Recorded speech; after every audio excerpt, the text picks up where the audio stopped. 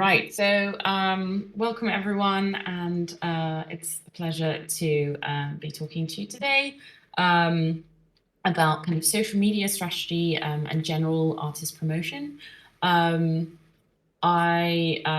work in marketing at SuperRare and have spent about 1.5 years in this space. And before that, I was an artist and musician myself, basically trying to market my own artwork. So these are learnings that I've kind of built up over the last 10 years, and I hope that you find them helpful. And just one thing to say is, like, we're in such an exciting time where the powers of like Web 2 platforms obviously have helped give artists the chance to promote their work, but really Web 3 is supercharging that, and it's a very exciting time. And I hope these things you find helpful in order to really give rise to being sovereign artists and the power that comes with that. And I hope you leave this feeling empowered to kind of promote and work on promoting yourself online. So we'll start. First of all, I just wanted to talk about like certain fundamentals that are key to social media and promoting yourself as an artist in this space. It's so hard because when you're making art, that's what you want to spend most of your time. And really art should take up the majority of your time. But online presence has never been as important or accessible. And at the heart of it, a lot of kind of social media is about building connections, authentically explaining your artistic expression to collectors or potential collectors. And so I highly encourage kind of seeing social media as a way that you can connect with your followers and your collectors of your artwork.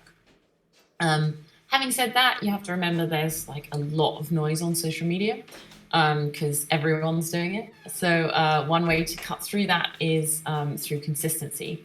Both the algorithms favor it, but so do your audience. And if people see you each day, your stories will pop up and they'll get to know you, but also you'll be top of mind.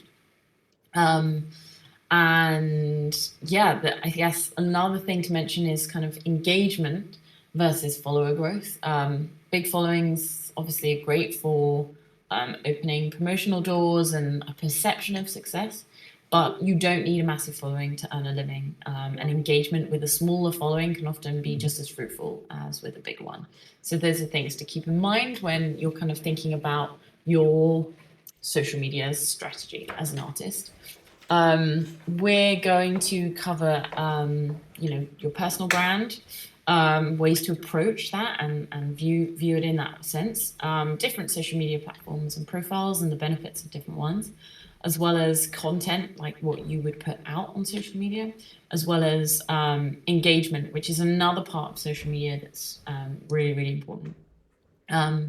And then also just wanted to touch on kind of mental health and burnout, because it can be exhausting trying to, one, produce art in the way that you guys all do, but also promoting yourself constantly as well. So we can touch on that a little bit later as well. So the first thing is kind of building your personal brand. And this isn't something that typically, I didn't like doing as an artist. I feel like a lot of people, when you're creating something so from the heart, it's really hard to step outside yourself and kind of view yourself as a brand. But with, communicating to others what your art's about, it's kind of helpful to start to view it in that way, because the structure behind that can help you kind of really articulate it to people.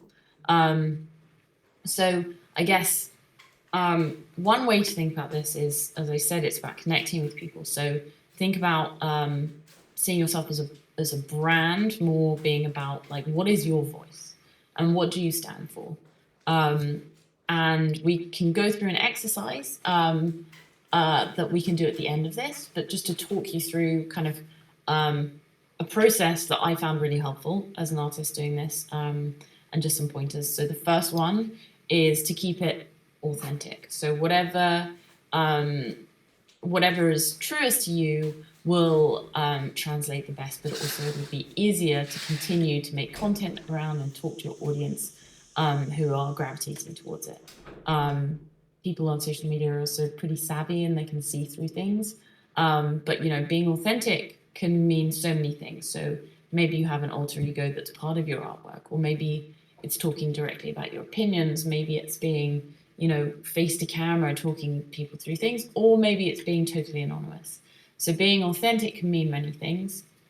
But that's probably the most important thing when you approach this next exercise. Let's call it an exercise.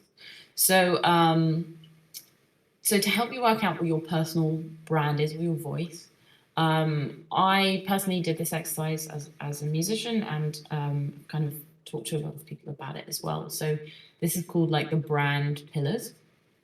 And it's just a way to kind of think about what are those key pillars that explain what you're about. They're things that you want to focus on and things that you want to say. And it can be really helpful to kind of step outside yourself and just think, okay, what am I all about? What is my artwork all about? What are these things that I've been maybe speaking in my art that I didn't really realize were like common threads of everything?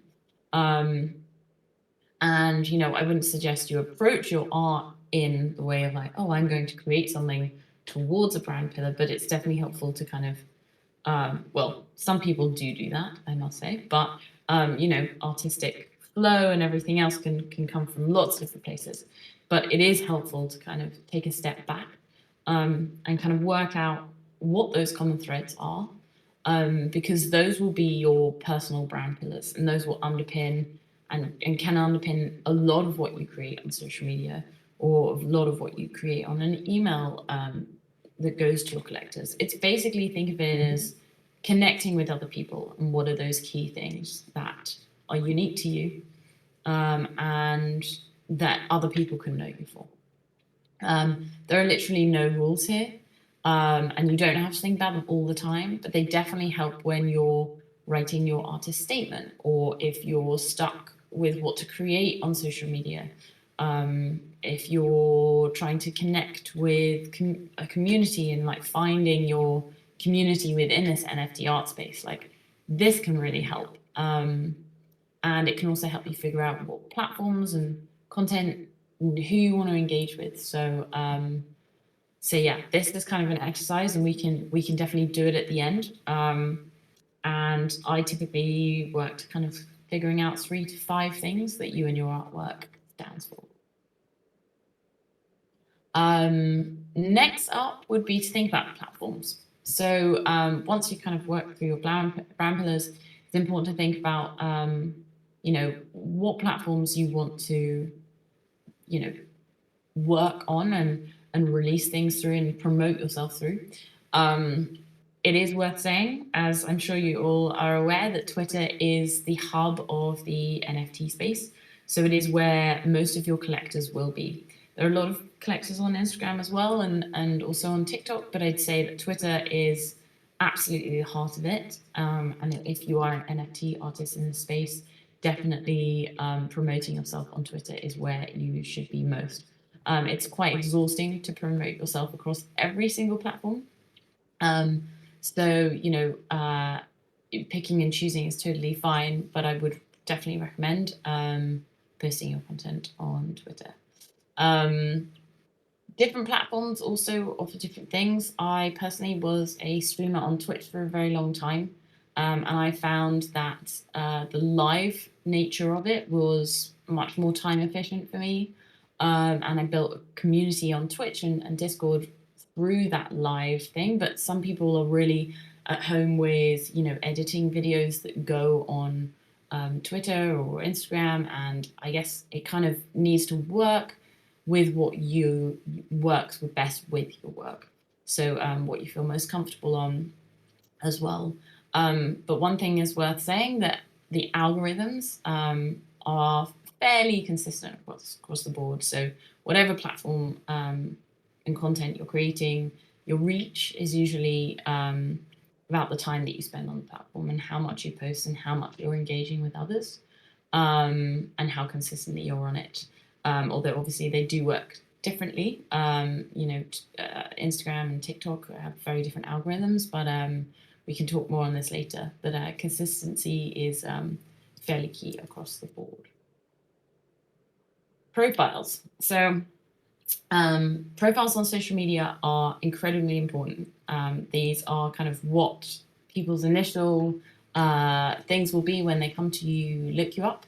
And people discover you through other people retweeting. This is kind of one of the first things they'll see.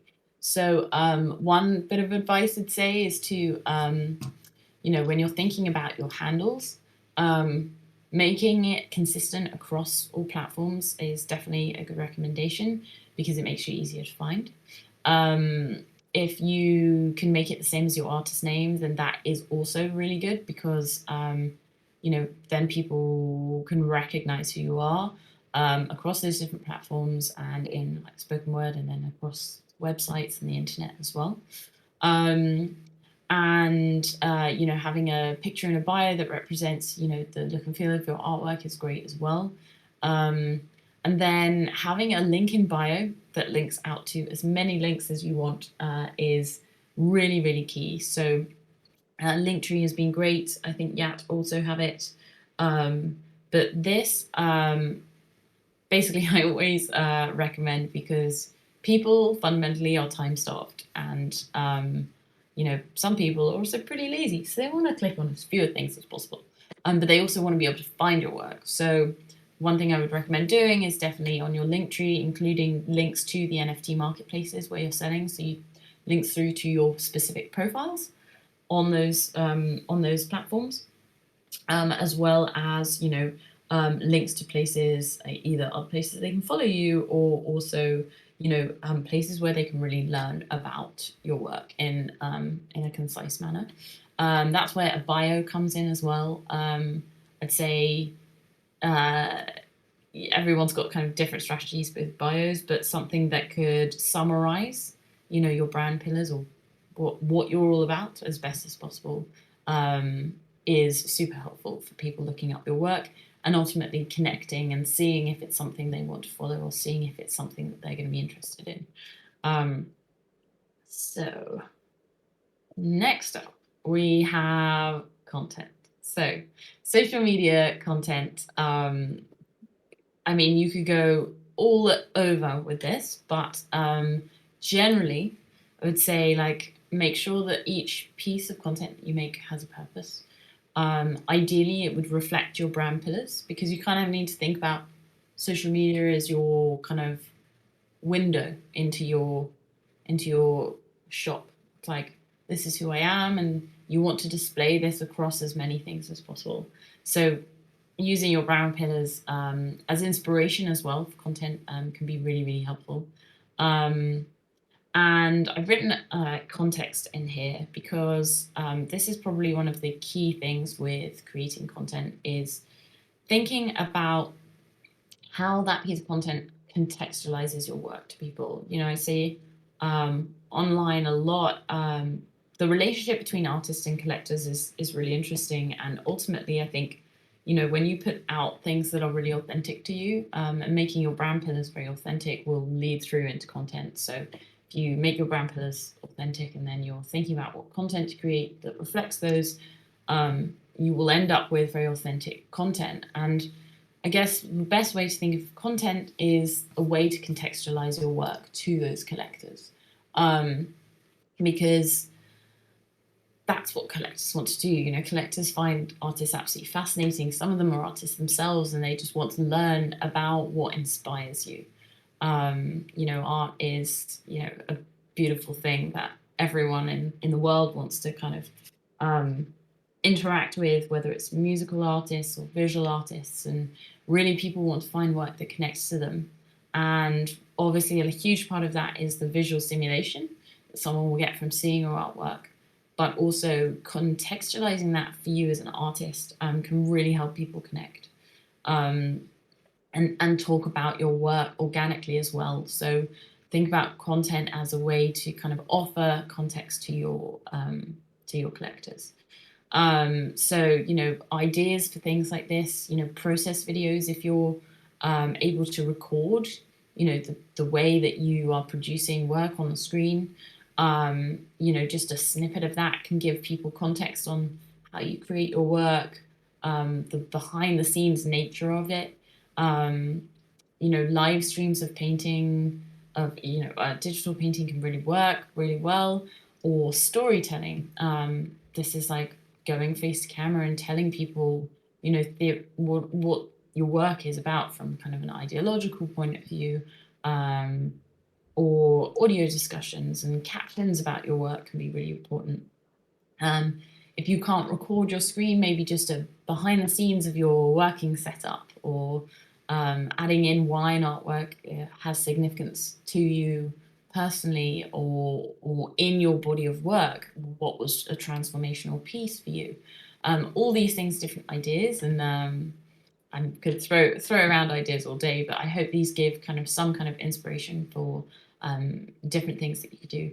And finally, like a last kind of bit of content could be, you know, how you release your work, whether it's a show on Spatial or Decentraland, you know, that can be seen as a piece of content as well, and can be really important for kind of doing live events for the release of your work.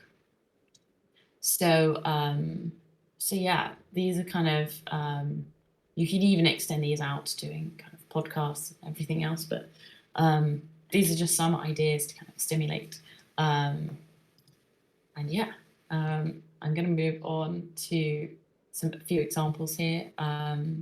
So some of these are, you know, NFT artists, and actually two of them aren't, just that artists that I follow that I think have kind of created really interesting content and really contextualized their work for collectors on a daily basis. I was talking earlier about, you know, keeping it authentic, and authenticity can mean lots of different things, you know, depending on what kind of artist you are. And take someone like XSwappy, who is renowned for being anonymous. You know, having that kind of bio made sense. You know, they're not face to camera because that kind of totally is in line with, you know, probably what their brand pillars are. You know, their art is linked to crypto commentaries, and you see that reflected in their bio and their posts. And having an anonymous character is very much in line with the ideologies of the DeFi world. So that kind of definitely makes a lot of sense. You take a Ferocious, you know, their art is a lot about storytelling, and so is their kind of content online. You know, they talk about their personal autobiographical journey in digital and physical paintings. You can see that they tell stories face to camera, particularly about community and life events, and they have a podcast and process videos and behind the scenes of kind of Procreate all the way to like physical canvases. And you know, their artwork is kind of reflected in the way that they also create content online, and they show a lot of kind of their process. And these are two very, very different approaches, but, you know, it really is authentic to kind of each of them, and it's just to kind of demonstrate different styles. And then some other artists who actually, one of them has started releasing NFTs, someone called Sophie T. You know, they do a lot of behind the scenes work. They also do a lot of explaining the significance of their pieces in their own personal journey.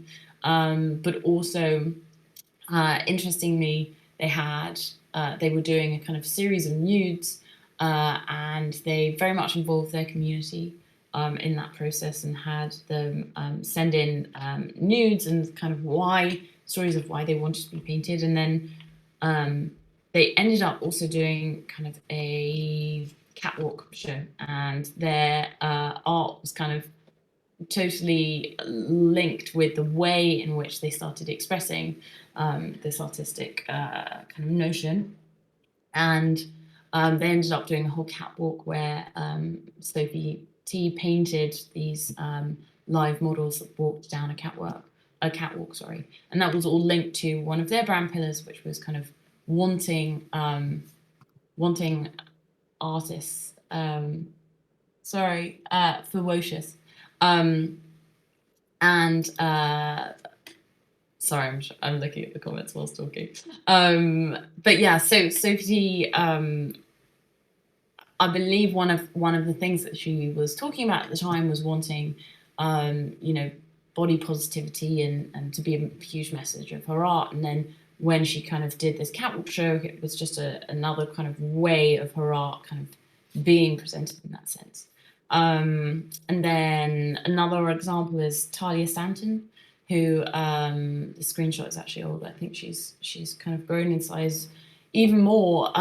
But she talks a lot to artists themselves and gives lots of tips, and I think started a podcast as well. And kind of her art is all about wanting people to find enjoyment in life in their day-to-day, and finding those moments, and you can definitely feel that in the content that she creates. And yeah, Boishas, thank you for posting that. I used the Instagram as an example, but they're definitely on Twitter. Anyway, so these examples kind of just to give you an array of different approaches that you can take to social media, and keeping it authentic to you is definitely the way forward. And then there's another side of content, and this is kind of more linked to retweets and resharing, art that you admire or you like, or communities that you're part of. And in a sense, this can also, reflect your brand pillars. And you'll find that if your brand pillars came from you and are authentic, then what you share will naturally be, and it won't really need to be something you think of. But this can be as simple as a post of someone reposting, another artist's work, and letting your followers know about another artist's work, and that can reflect, what ideals, what you're about, and the work you like, and the visuals that you see in other people doing, and it can build a picture of kind of you artistically as well. These are also great for engagement, as I said before, like the algorithms do take into account how much you are sharing other people's work and involved in basically conversations with other accounts. So this is, content as you put out, resharing other people's work can really help as well. And this brings me on to engagement. So engagement on social media is kind of another mechanism of helping people share and discover your work. Hashtags can really, really help. Handles and tagging, if you're sharing on Instagram, if you're tagging other artists, they can share your work. If you're not tagged, then they can't necessarily share it. They'd have to screenshot and all the rest of it. So tagging people can really help. If you've done collaborations with people, for example. Call to actions. These are kind of things that you can write in your captions. Liking, asking people to share. There's a power in asking people sometimes, and definitely prompts viewers. Obviously, it has to feel right for you to do, but there is a lot of power in asking. And actually, there was an artist called Amanda. Oh, I can't remember her last name. She brought out a book a few years ago, and I think it was called The Power of...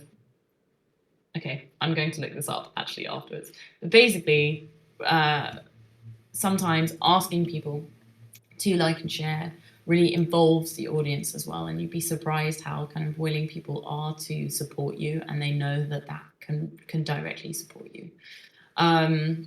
Another thing linked to engagement is responding to comments and messages. Definitely this helps people kind of understand more if they're asking, questions about your art, but also people like to have connections as well, directly to artists especially, and that's kind of one of the amazing things about the area that we live in, is this accessibility between artists and collectors and being able to respond to each other. Another form of engagement that's interesting is kind of engagement pods. So this is a tactic that some people take, and it's basically where communities of artists or a group of friends will set up a group and kind of agree to repost and tweet and comment and really engage with each other's posts, because that helps their followers discover all the other artists in your group as well. So that can be a nice way of like community building and kind of sharing the love all around. Collaborations are also great for engagement because as well as being creatively stimulating, the sharing gets increased. So if you are working in collaboration with a few other artists, you're all sharing your artwork together. And so, you're just increasing the chances of reaching people who are going to like your work. Giveaways are interestingly like also another form of kind of engagement that you can play around with. People really love these, and you can build in sharing incentives, tagging friends, and all sorts on social media. But you can also kind of explore this with mechanisms of how you distribute work as well. And if you have, oh, thank you, Emma Palmer, The Art of Asking. Yeah, it is a great book. Sorry, I'm digressing. But giveaways or raffles of artwork, and rewarding your most active collectors with things like that can be a great way of kind of showing appreciation for your collectors, as well as like helping to encourage them to share amongst other people as well. So those are just some ideas from an engagement point of view. It is worth mentioning that amongst all of this, it is a lot of work, and it can be quite overwhelming. So one thing that social media breeds that is not the best thing in the world is kind of comparison. So just try to change the conversation in your mind. Try not to compare yourself with other people. One thing I found really helpful as an artist was trying to, rather than see myself in comparison to other people, just see things as inspiration. And sometimes that helped it feel less overwhelming. So being inspired by other people's kind of use of social media rather than comparing it. And, online communities are amazing. But because you can form very close bonds. And as I said, like this is all about kind of connecting to collectors who may want to buy your work and really informing them about the context behind it. But it can be, 24/7, and you've got to set your boundaries. And you may find that lots of people are messaging you at all hours of the day, and just remember, you don't have to give everyone the things that they're asking for, and you don't have to respond straight away. Definitely taking care of your mental health is very, very important. Then obviously there are the trolls of this world, and there are also the scams that are ill-intentioned, despite on the whole, I think a lot of people are good-willed in the space.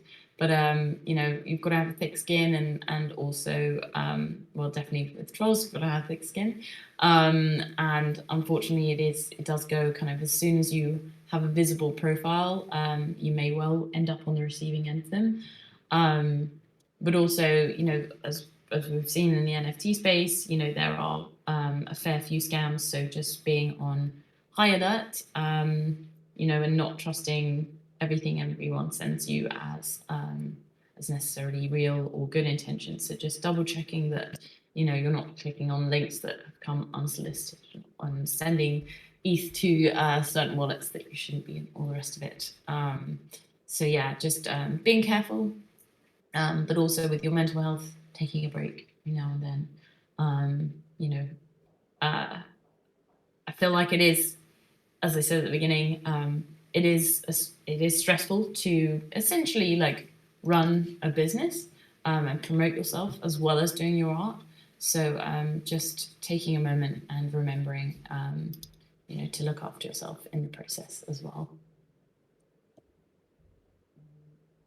So I know this was a social media focused presentation, but I do like to mention email just because it's a really powerful tool, especially when you're kind of reaching collectors. If you can, try and build a list as early as possible with email. This can be something, you know, that you put on your link tree, on your social bio, and encourage people to sign up. You know, it can be to mainly to reward your biggest fans. Keep this in mind when you're thinking about what you email them. Maybe it's, you know, people want to sign up so they get early access, or they get on pre-mint lists, or you know, discounts, or whether they, you know, find out about drops earlier than other people. All those kinds of thinking can go into email. And again, applying the same kind of brand pillars to the content that you put out will keep it authentic to you and your art as well. And it can also service some of the things that you want to tell people. You know, if you really want to make clear, you know, what you're all about in your social media, you can also do that in your email content as well. And yeah, email can definitely be helpful in terms of cutting through noise on social media. As you'll know, like lots of things being posted at all times of the day. So email can just be one of those things that appears in people's email boxes. And you know, the data on email being a powerful sales tool is definitely there. So do try and consider it if it's something that you have time to create. So that's a kind of walkthrough of the presentation. But usually we do a kind of brand pillar exercise. If you are all up for doing that, then we can take kind of 10 minutes usually, and kind of for you to sit and think about kind of 3 to 5 brand pillars for you, and then, you know, we can have a conversation about them if you want to share some of them afterwards, and then brainstorm content ideas from those of things that you could, you know, put on social media that respond to what you're all about. And just remember, kind of contextualizing your art and creating conversations with the collectors is kind of what this is all about. So yeah, would you guys like to do that? Sounds good. Okay, so let's take 10 minutes. In the UK, I'm in London at the moment. It is 12:40, so let's come back as at 12:50. What things are considered as brand pillars? Okay, so best example would be, I'm just going to take my own example here. So it can be qualities of your work. It could be, you know, what you want your artwork to stand for. For me, so I was in a band with my brother for 10 years, and I'd say our brand pillars, again, I didn't start with this exercise, but I had to do it kind of years in when I was like struggling to work out, you know, what to post on social media and what I wanted people to know about us if they first came to our Twitter page or our Instagram page. So I'm in a band with my brother, and, you know, I'd say our sibling harmonies were like #1 brand pillar. And because we just used to harmonize in all our songs, so it's like, okay, I want people to know that we're siblings. That was really, really important, because it kind of contextualized the sound for people, and it contextualized why we did so many harmonies.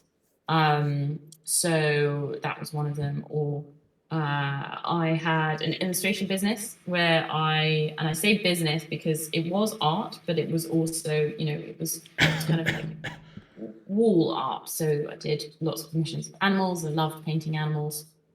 But I kind of tried to see it as a business because I was, you know, merchandising like mugs, all sorts of things. So anyway, I thought about what my brand pillars were, and I was like, well, I work in watercolor, and I want people to know that this is like really, really handmade originally. I'm selling things on tea towels and mugs. I kind of want them to know that the illustrations were done by hand.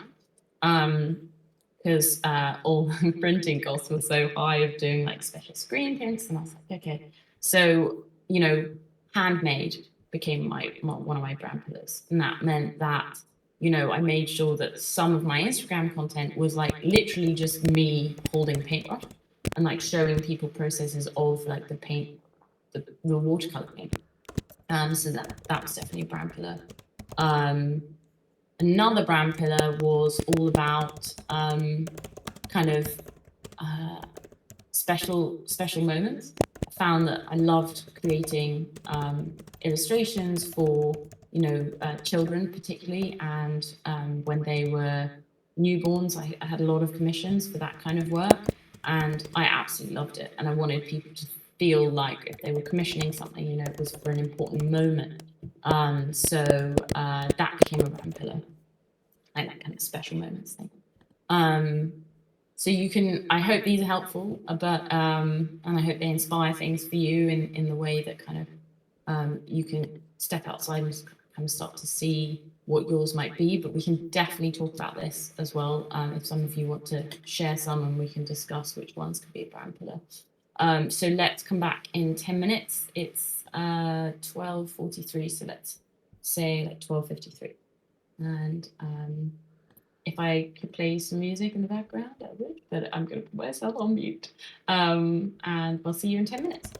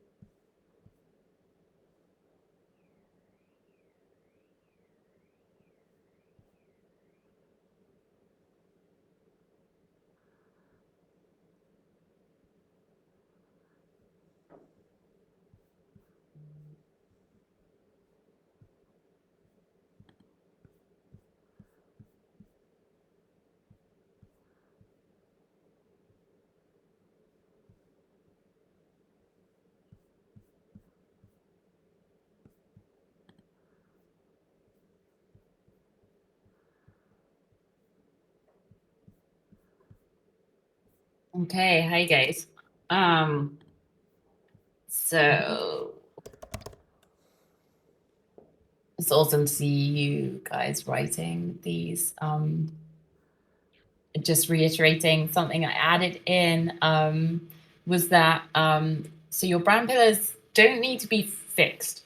You know, you are likely evolving as an artist, and you know they can evolve with you. And the other thing is that it can take like a really long time to work these out.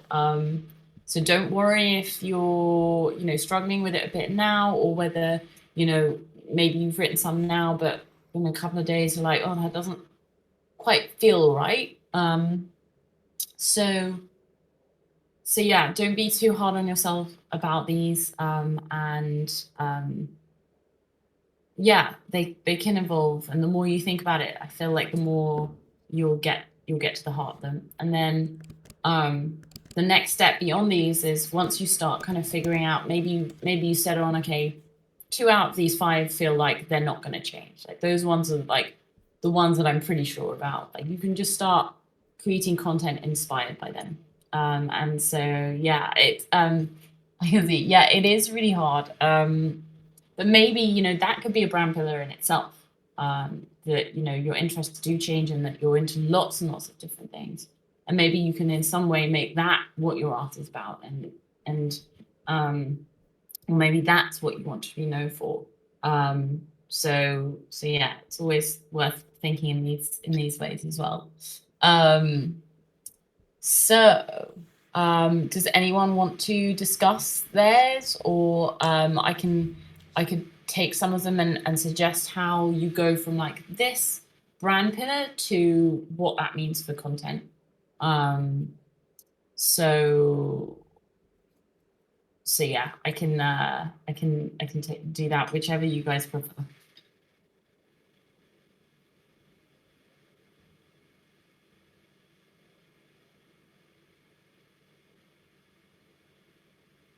Okay, so Franco, let's have a look at yours. Okay, so Franco Bellavita said, I am an interdisciplinary visual and sound artist, and these are my brand pillars. 1, my college works 100% analog and handmade. Awesome. Okay, so that being a brand pillar, you could potentially, on Twitter show just maybe once a week, you're like, okay, I want to show me hand making these, so that your collectors or your audience start to see it. Oh, okay, I didn't, you might think that everyone knows that about your work, but you can't control like what information people consume every time they look at your page. So just having that as like a repetitive kind of theme that comes up in your post, people will start to associate that with you, and images can say a lot of that. So that could be really helpful. Work a lot in collaboration, high interest in cross-pollination. That's great. You could do calls for collaborations. You could, that's great for as well. We were talking about tagging earlier. Really useful for that. 3, my work is interdisciplinary, analog, color, sound design. That's amazing. I mean, you could definitely show behind the scenes for all of those.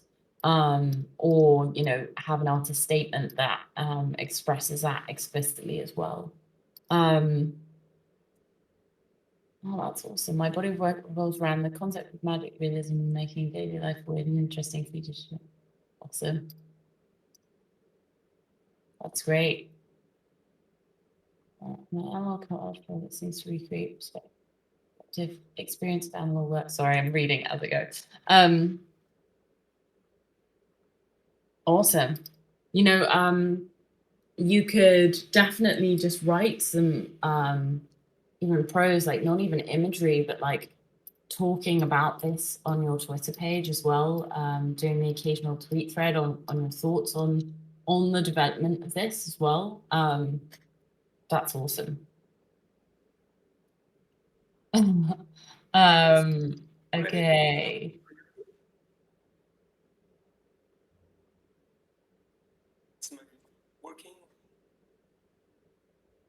Just looking through some of the others. Does anyone else want to talk through theirs as well? You're also welcome to, to use audio if you guys want.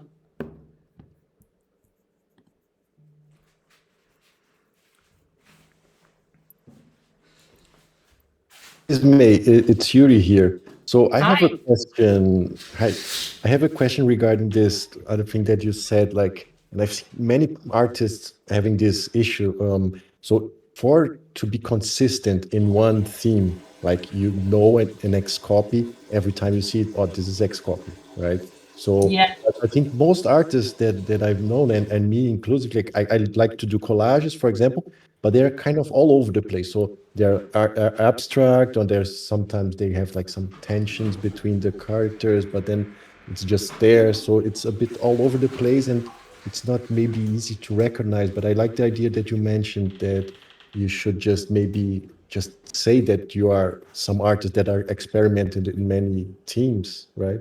Yeah, exactly. And you can make that, a focus so that when collectors come, rather than them thinking, oh, I don't really know what this artist is about, you could confront it and say, in your bio, like, I have lots of different themes that I'm working on. These are them, there might be, different work that corresponds to those. Another thing that you kind of can see, I mean, even in like full art history, is grouping artworks together when you release them. And that could be a way where, if you're producing lots of stuff in different styles, maybe you produced, like you could essentially just, I mean, on SuperRare, we call them series, but essentially like release like a series of work that is all kind of thematically linked at a time. That could also help. Yes, amazing. Without the need to create a new pseudonym, just No, another. Yeah. exactly. I mean, I also had this issue as well, and it's like, oh, how, I mean, just some disparate styles, but because I also feel like most artists, as you said, like have this issue because people don't just create one type of thing. But there will be different periods where you're creating more of one and more of the other, and maybe just grouping those works for release together can help. And again, I think it's because thinking, I always find it's helpful to think like a collector is viewing your work. So like wanting to see and understand that specific style of yours and really delve into it, and seeing lots of imagery which is grouped together can often like really help engage a collector and help them understand what's behind that specific group of work. Okay, thanks. You're welcome.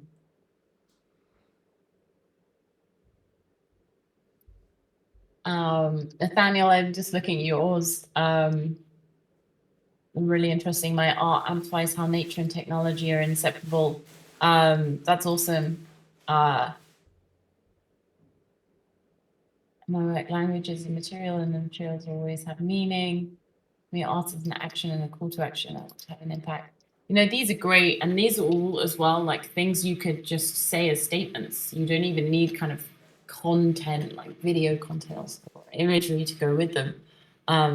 Thanks, I never thought of that. Yeah, they're really strong statements in it, and yeah, it's awesome, and I'm sure collectors would love to read about that. I'm also a writer. Do you think that is something that should be incorporated somehow? Oh yeah, 100%. I mean, if your writing work is linked to stuff I guess it is always linked because it's all coming from you. Yeah, well, I mean, I'm a professor, and so my research is across art and engineering and writing. And where I struggle is that I find that very often from potential collectors and people who consume my work, my writing can be a little too academic, and it's sometimes a little off-putting. And so I always try to find a balance. Whereas, like in the academic world, people who read my stuff tend to not be collectors or care about my art.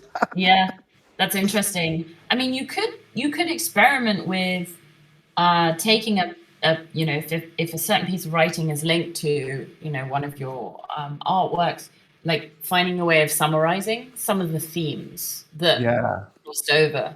You know, talking about your influences and inspirations, I think is really great for collectors because, you know, think that would be better in text or like even as short, like reels and videos?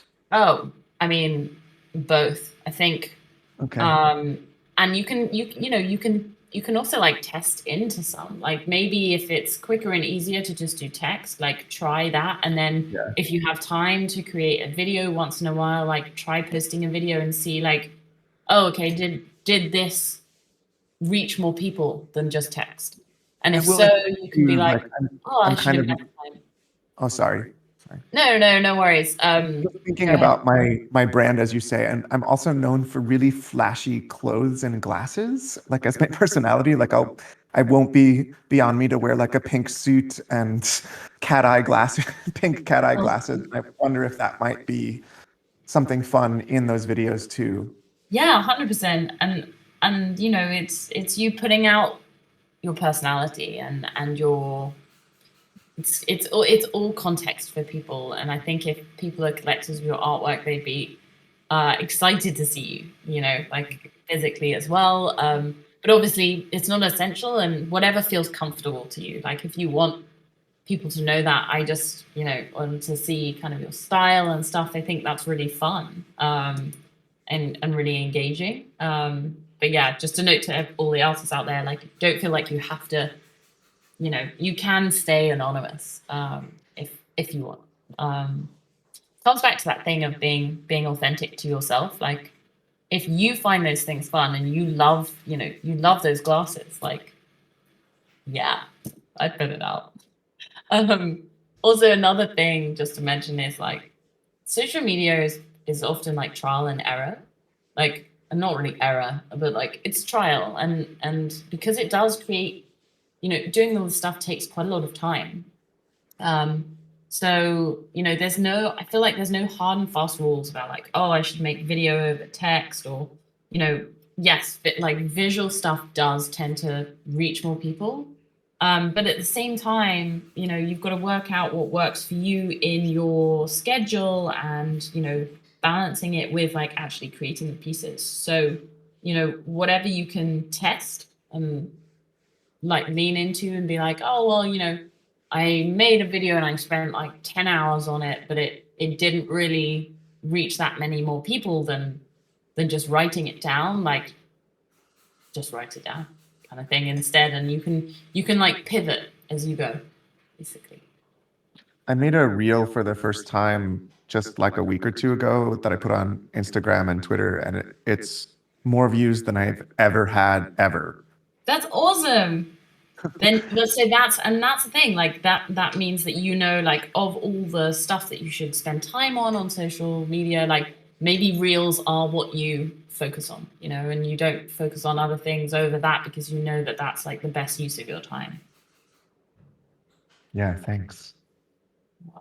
I found this really, really hard, so I appreciate your positive comments. Oh, no. And honestly, like, just to kind of make you guys feel better, like, this really is hard. Like, it's not easy to do, especially because everything comes from you, and it's really hard to analyze yourself, like, as another person.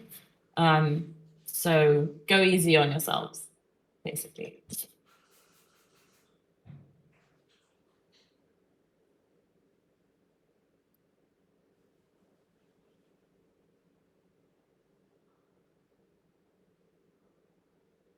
Is there anyone else that wants to chat through their pillars? I'll jump in. Hi, Esmay. Hi. It's reverse picture here. You can call me Rev. Rev, nice to meet you. I can read them out if you like. Yeah, that'd be awesome. I am making art that is bold, reactive, and colorful. Artworks that think and behave like interventions. 2, surprising, absurd, and multidimensional, that encourage introspective and deep thought. 3, that crosses digital and traditional boundaries, both technically and philosophically. 4, inclusivity-focused, feminist with queer-friendly representations. And 5, experiential works that have an element to the ephemeral to them, performative or imaginary worlds that are important spaces that hover over consensus reality at all times, multiple realities, and realities inside of realities.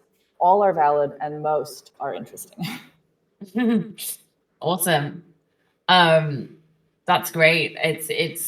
It's awesome to hear them read out, and then also like just thinking how you could express these on social media and bring them to life. I mean, definitely having like an artist statement somewhere would be great. And we talked about kind of the bio as well, and to kind of summarizing some of these into a bio too. I recommend that to everyone. But yeah, I mean, I think there was one. Sorry, go ahead. Sorry. No, you go. You're the one giving feedback. Sorry. That's okay. Inclusivity focused. You know, talking to that specifically. You know, not necessarily in relation to your art, just like talking about causes like that could express that is important to you generally, as well as you know, even taking like bold, reactive, and colorful. So you know, when we were talking about like sharing other artists' work earlier as like an engagement thing, you could even like, as well as like sharing your own work, you could also share others' work that is also like bold, reactive, and colorful, and then people will see that like those are the things that you like, and if you're sharing those, then it could reflect, you know, a certain sensibility of yours that comes out in the artworks as well. Surprising, absurd, multidimensional. I love that. I work across poetry and VR, and they're both very niche, and they're both very separate from each other in a lot of ways. I kind of see them as an enmeshed experience, because really, when you look at books, they were the very first VR experiences. You know, we go into our mind, we create an immersive space. It's all done with the imagination. We just have the hardware to be able to make that, I guess, shareable now. Anyway, so it's weird. Yeah, no, totally. I mean, one thing I need to add to my presentation actually is, have you thought about like hosting a Twitter space? I did actually. Earlier this year in February, I launched a book of visual poetry, and I held a book launch in a VR gallery that I custom built in VR chat. And we did a Twitter Spaces for people who didn't do VR. And then we did the VR chat launch where people attended. And then we had a film that I made from within the immersive space about the book launch and like a guided tour. And that's actually played in a couple of film festivals too. So I'm definitely on for all that. Thank you. That's awesome. But I'm really passionate about actually getting people to engage with new media as well. And that was one of the things, because like the poets don't know anything about VR.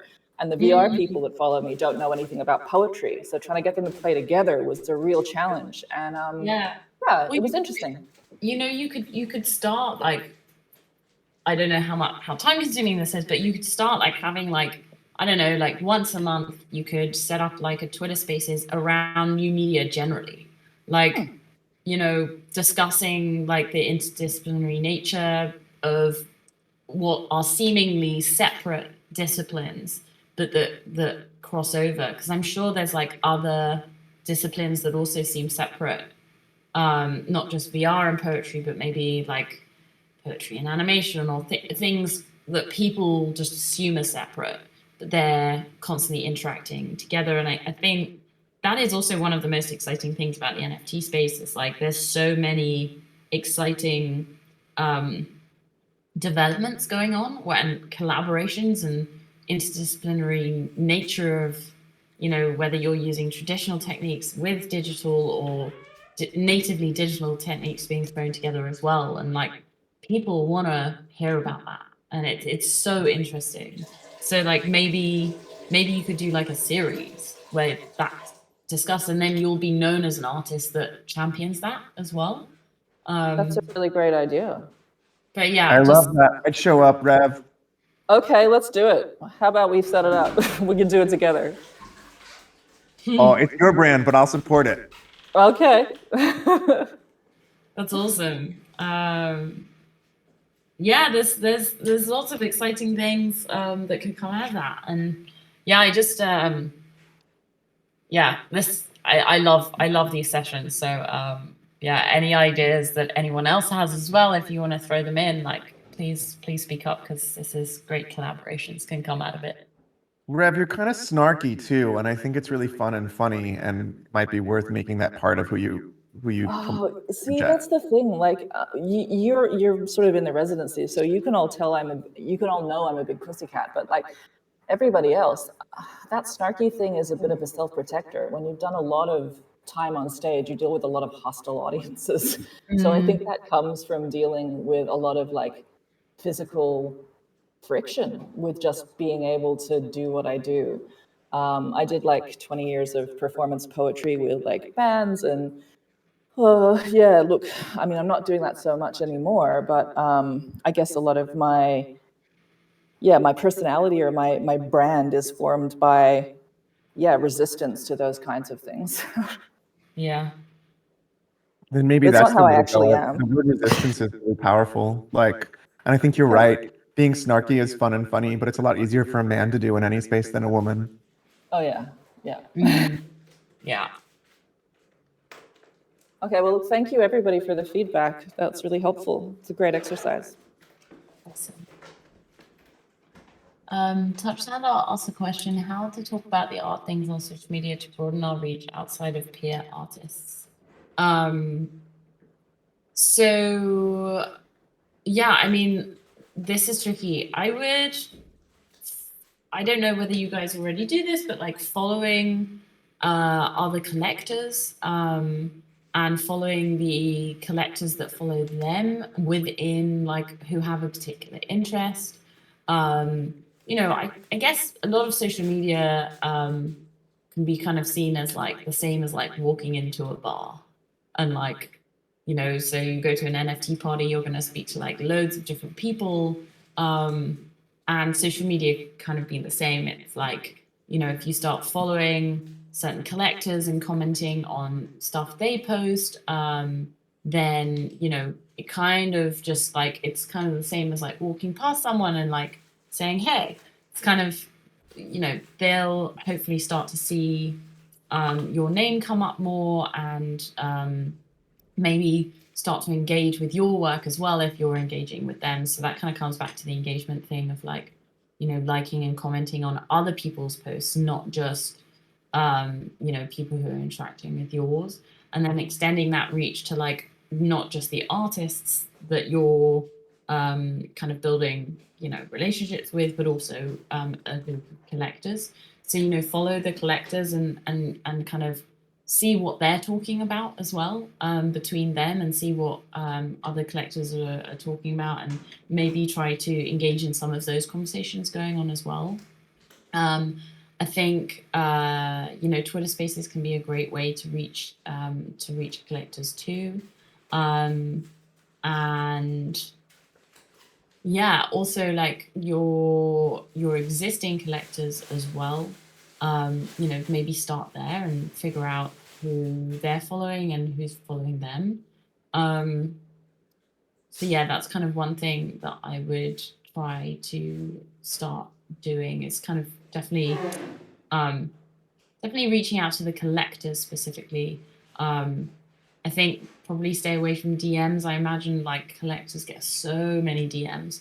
But you can also engage with their collections. And like another thing that I feel like is not necessarily unique to the NFT space, but it is definitely like special about the NFT space, is a lot of the collectors like really want to just support the artists. That's what it's about.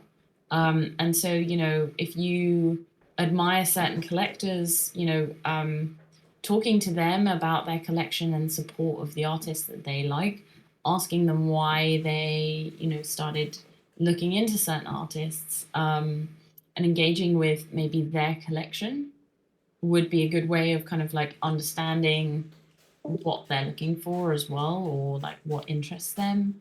And also like just showing collectors love as well, and like celebrating them for everything they're doing to push the space and promote the space too. I think collectors really love hearing that feedback, and just engaging with them on that level makes them feel probably like listened to and heard as well.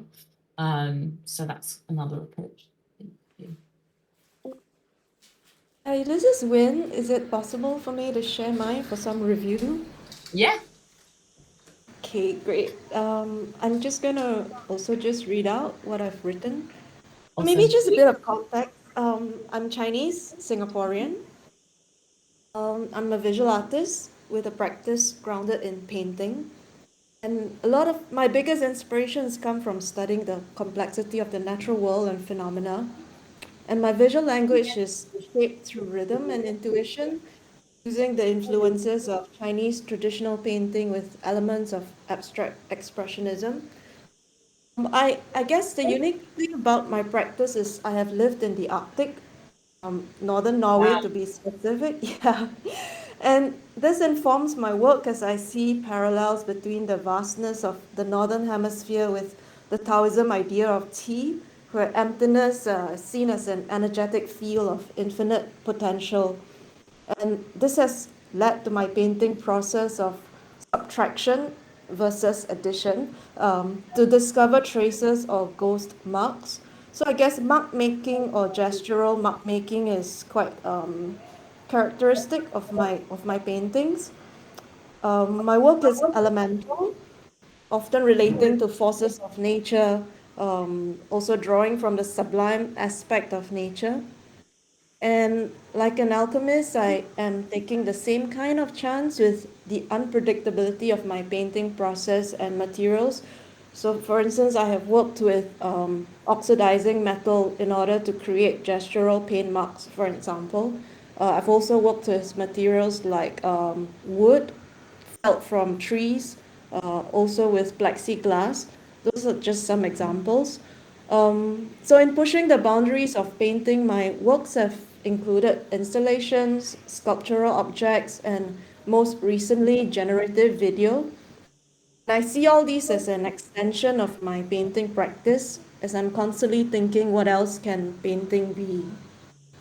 That's me. Yeah. That's awesome. That's great to hear. I mean, there's so much you could do to, promote these different elements. I really love all of these. So, I think your relationship with the natural world is like really interesting, and aside from, just learning about your art, I think, your followers or collectors would be really interested just to see and hear from you about like different like phenomena that you observe, even if it's not necessarily like you promoting a piece of artwork. Maybe you're just like once a week you just post images from the natural world that you think are incredible, and you can relate it and be like, this is part of my process. Or when you talk about kind of rhythm and intuition, you could talk about how that relates, or whether you use that in other parts of your life, or even if these are you could talk lots about your influences, and it's particularly like Chinese traditional paintings. You could kind of post images of what those were and like what they are specifically, like literally like take a painting and post that and say like inspiration kind of thing.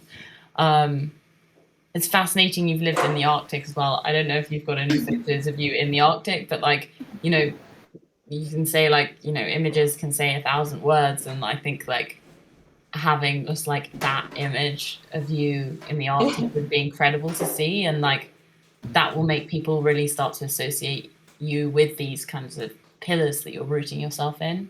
But yeah, I think, especially if your work is so elemental, that would really, could really communicate that. That's great. Thanks so much for all that. I'm also wondering because I'm really quite shy. So when it comes to, self-promotion, especially as an Asian, it's quite difficult. So I don't know what's the best way to get around that, if you might have any ideas. Yeah, I mean, it takes a while to get used to doing. I firsthand, honestly, do totally sympathize and know how it feels. And I have a lot of artist friends, like we talk about this all the time. I think maybe sometimes like detaching yourself from it and just being like, okay, this is like something that I have to do, you know, like, and it's just, this is part of me being able to, you know, be a sovereign artist and kind of detaching your own personality almost from it and being like, okay, I'm going to post today and I just, you know, just got to do it. But also, you know, if There's it's, a fine line between bragging and sharing, right? I mean, that's what yes. artists often say. Yeah, exactly. But I think being one technique you could do is like make sure that whatever you're posting is aimed not to brag, but aimed to inform and Okay. like contextualize. Like if you see social media as a way to like help artists, help collectors understand more about your work, then hopefully that'll take any kind of feeling of bragginess away from the posts, because I think it really is about connection at the end of the day. And as I said, it's kind of like walking into a bar and like, you know, finding your people. And I feel like artists sometimes like feel like they're bragging, but actually it's just like people just want to learn about what inspires you, and artists are like, you know, the vibrant part of our culture. And yeah, just hearing inspirations can be so like wonderful for collectors and for followers. So yeah, trying to focus on that side of things and the connection, I think is probably best. But yeah. Yeah, that's great advice. Yeah, thank you so much. That's really great advice. You're welcome. Oh yes, Elvie, that's really lovely way of putting it. Awesome. Hi, this is Laila. I have a really tough time and in social media presenting my work because I do so many things and I like experimenting. And I wrote really quick what I actually do, which is having a conversation where to take the digital to the physical. An example, I have digital photos from my phone, and then I take him into the dark room and I use, you know, cyanotype, gone bichromate, like photographic techniques from a long time ago, and make him into a physical work on paper. I train AI with my own data set and my own photographs, and then I do videos, and then I take the generative images and make paintings. And I also do photography. So I'm always all over the place because I'm always looking for the best techniques for the content I'm working on. I And feel like you could turn I that do into part of your story. as part of the story. Yeah, it's so exciting. I quite enjoy it. I enjoy it a lot. It just I find it difficult because if I take that, like now the AI, it's full in Twitter, and I do the training, I do all, but it's a process. It's step by step, and the painting it's not gonna be done really quickly. But for me, that's all part of the process, and I love just becoming this abstraction that the AI gives me. So I'm wondering how do I present myself, or how do I brand myself as an artist that is in constant searching for the best technique for the concept, with the alternative photography. I spent over 2 years. I knew the concept that I wanted to work it, but I did painting, watercolors, all these techniques until I found the right one, which is what's the alternative photography. So, and That's amazing. and so that's what I'm having lots of time. And also, it's so much easier for me because I have a podcast to just share other people's artwork, to ask them all the questions. But when it comes to what I do and presenting it, my Instagram is a mess. It's just a painting, a photograph, an AI, and some other mess. What if you invited someone to interview you on your podcast? Yes, just gonna say that. That'd be awesome. That's what I keep on hearing, and I think it just gets so nervous. Or but I keep. also, like, so I recently recorded a podcast with Near Future Laboratory. It hasn't gone live yet. And one of the things I really like about Julian is that it's less an interview and more a conversation. And like, I've become a huge fan of him just listening to his podcast. And like his podcasts are more dialogical. And so he's not afraid to talk about his own work or his own ideas when he's interviewing others. And he really comes through in that. That's nice. Thank you for that. Because that happens to me as well. Like when I'm talking about other people, my podcast, my current podcast is in Spanish. I'm starting a new one in English next month. Because I feel, well, that's just, I feel the need to talk to more artists. And as I'm in the space and I get to know more people, there's more artists that I want to interview and talk and find out everything about them. So I'm starting a new one in English, which I'm quite excited. But I think you both just said it, like, because I feel like what I need, you just said it, because of what I feel like people need to hear sort of like the story where my artwork comes from. There's just more to it than just the images. Yeah. And maybe you should, when you release each image, maybe you could tell the backstory, like tell the creation story of that. And, you know, even if it's like, hey, this artwork took 2 years of experimenting. It was this, then we did this, then I did this. And, you know, if you can